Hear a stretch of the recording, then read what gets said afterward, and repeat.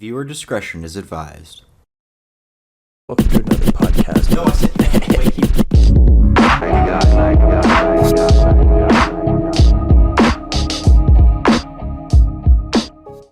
Hello and welcome to another podcast. Let me move this pop filter a little bit. I hope you guys are having a fantastic Wednesday. It is currently 2:36, and we're just going to talk about some things that have happened, mainly to me because, fuck you guys. First off, my render settings on Sony Vegas, I have tried and tried to make it so mainly the resolution looks nice, and I've tinkered with AVC, MVC, MP4. I just don't know what to do at this point. So that's something, because I have a project that I'm working on, and I've made a few videos of it. Each video is about 3 hours long, so you can imagine how grueling the editing process is, but it's for the good of the colony. Ooh, this DVD player can fuck right off. You can just... There we go. Another thing is The Weeknd released a track, technically this morning, because it released at midnight, at least for me. It was interesting. I'll probably talk about that in a different video. I don't like I don't like the effect that's on his voice on the track.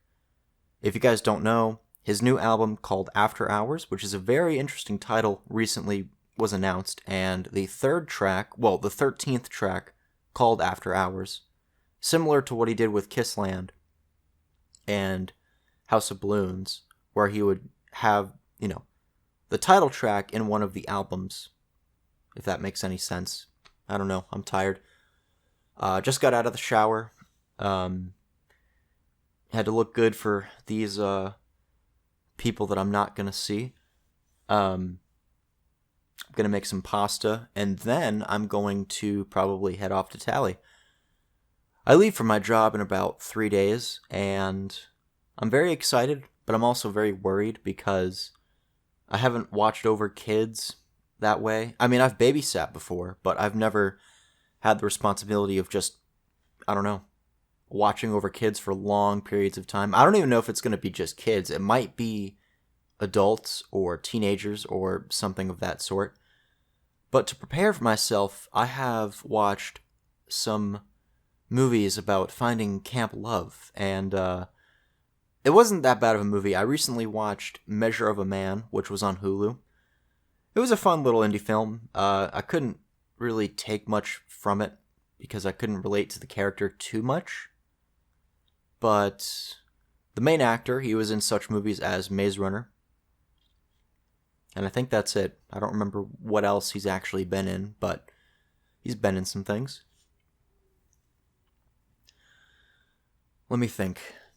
Other than watching that movie, this morning, I was up until 4 a.m., I was watching Frank Darabont's The Mist. Darabont? I think it's Darabont. Looking at the CD right now. Okay. So The Mist came out in 2007, 2008, and a lot of people get this movie mixed up with John Carpenter's The Fog. Now, I think those movies maybe came out roughly the same time. I feel like The Fog is an older movie. I am getting into John Carpenter. I've seen a tiny bit of The Thing. The remake, not the, what is it called? From the 50s or the 60s. From Another World, the black and white movie. I don't remember too much from the review that I watched, but anyway. So, I was watching The Mist, and it stars Thomas Jane. It stars Marcia Gay Harden, Sam Witwer. There's a lot of talent in the movie, and one of the reasons that I like it so much is because it doesn't deal with the monsters, to a degree where it gets very cheesy. I mean, I always felt a sense of dread whenever I saw the monsters on screen, but it's more or less the relationships that you have with the characters in the story, how each person interacts with one another in the world. And, given the circumstances about the monsters, that's where the inciting incident happens, because there's a mist, right? And this mist rolls over, I don't remember which, location they're in, but it rolls over into their local grocery store. And that's where the townspeople and some out of townspeople are huddled together. They have to think of ways, to survive, think of ways to just beat this mist because they don't know what's happening. And, the big shocker, well, not shocker, but the big reveal is that there's aliens. Well, not aliens, they're monsters, but it's revealed in the movie how they came about. And it's because the military, which Sam Witwer and I don't remember the other two people that were, acting as the military personnel, but they try to find other dimensions. I'm assuming using some sort of machine, kind of like a window, just appear in and see what they can find. And something happens. This is all off screen, by the way, which makes it even more terrifying, at least to me. Now, we see, the monsters. We get a glimpse of a few. But there's more treacherous ones that we don't get to see. I mean, there's towering ones. We get to see little spider fucked up things. We get to see, I'm trying to think, some, like, praying mantis-esque monster. It has the praying mantis hands and, I'm assuming, mandibles. We get to see these dinosaur flying creatures that are attracted to locusts that happen in the film. And the film is it's not heavily religious, but there are religious themes because the worst character in the movie, maybe like the second worst, or no, the first worst, and then there's other people that are the worst. I've never hated a character more than I hate Mrs. Carmody, who is played by Marcia Gay Harden. I've seen her in other films, but this film might be one of the best I've seen her in because the performance she gives, I have never hated a character more than I hate her. I don't know how to put it in other words. Like, if you can make me hate a character that fast, then you've won me over in, I guess the battle of good characters and or bad characters. So she eventually, she has her people side with her. And this is all due to, things that happen in the Bible. Or so she says. I don't know how much of it is fake, but it's a very interesting thing because I have some religious friends who might not like this film because I feel like it invokes more science than anything. And Marcia Gay Harden herself just kind of, I don't know how to describe it. More or less, she tries to convince the townspeople that it's due to religious circumstances that the mist is even here in the first place and not due to some science experiment gone wrong, some, military operation, conspiracy theory, whatever you really want to call it. So, The Mist is a very fun movie.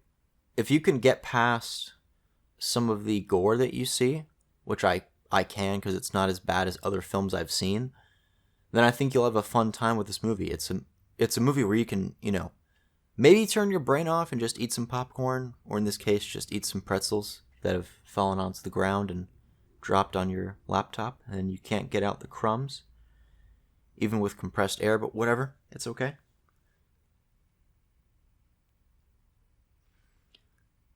I'm trying to think of other films that I've seen. I saw Pulse from 2004. The remake. Oh man, it was awful. Oh man. It's another one of Kirsten Bell's films, and I've only liked one of her films, which was called Lifeguard, or The Lifeguard. I saw it like 5 or 6 or 7 years ago. It came out in 2011. It was okay. There's a sex scene that caught me off guard, but that was it. I also recently I can't talk. Fuck, it's too early. I recently rewatched The Descent from Neil Marshall Green, which at first I didn't care for because, it was just kind of jump scare fest after jump scare fest. But after rewatching it and falling asleep and then, I guess, turning it off, I realized that it's not a bad film. It's an actual good film. Because, for one thing, I paid attention to what was happening. My God, my voice. I paid attention to the characters. Now, I'm not good with character names because when there's a lot of characters in a film, my mind just tends to forget. I just remember who the actors or actresses are, and that's basically it. You know, I'm not good at remembering people. It's weird. I don't know. Now, The Descent, I'll probably talk about this in another podcast just because I want to talk about one thing at a time. So, you know, going back to The Mist, I know I'm not finished talking about it. What a shocker. Thomas Jane gives one of the best performances that I've ever seen. I don't remember his name. It's either Danny or Tom or Hank or something along those lines. Maybe it's Bob or Bill? I don't remember. So, the only reason I watched it was because my copy of Adventureland would not work on my DVD player. I don't know why. It just stopped working. I'll have to clean it and figure out, because I like that film. I like Jesse Eisenberg. I like Kirsten Stewart. But if you like movies that have horror elements, if you like movies that are controversial, I can't talk, then I think you'll like The Mist, because it's a fun film. You know, who doesn't like people getting torn to shreds by monsters? Who doesn't like chaos in a small setting? That's essentially what The Mist is in one bundle. I also bought the book because I like the movie so much. Now, I haven't read the book, but I know that the novel and the movie heavily contrast with each other, especially the ending. I don't want to spoil things because the ending is one of the most sad, tense things that I've ever seen on film. And if I delete it now, then that's going to be it. So if you guys do enjoy these podcasts, well, this and the Tropic Thunder podcast that I did, then I hope you guys definitely just let me know what else you guys want to hear. Maybe I want to try and maybe branch out from, I don't know, maybe like movies to something else, but I just don't know what to talk about. But just leave a comment. I hope you guys, do enjoy these types of things. It certainly helps me out because it's not a game where I have to render out the fucking settings and it's all pixelated, even though I put it in the right resolution and I make sure that the, render quality is, the best. I have no idea. Anyways, I hope you guys do enjoy these podcasts. I know I keep saying that. I'm sorry. I'm hungry. I'm going to eat some pasta and then go to Tally and work on some videos. Just keep living. I'm not sure what I'm going to work on before I leave, but it'll be something good. I leave on Saturday morning, so Friday, hopefully you guys will see something. I don't know what that's going to be yet, but it'll be something. Alright, I'm gone. Goodbye, my fellow loners.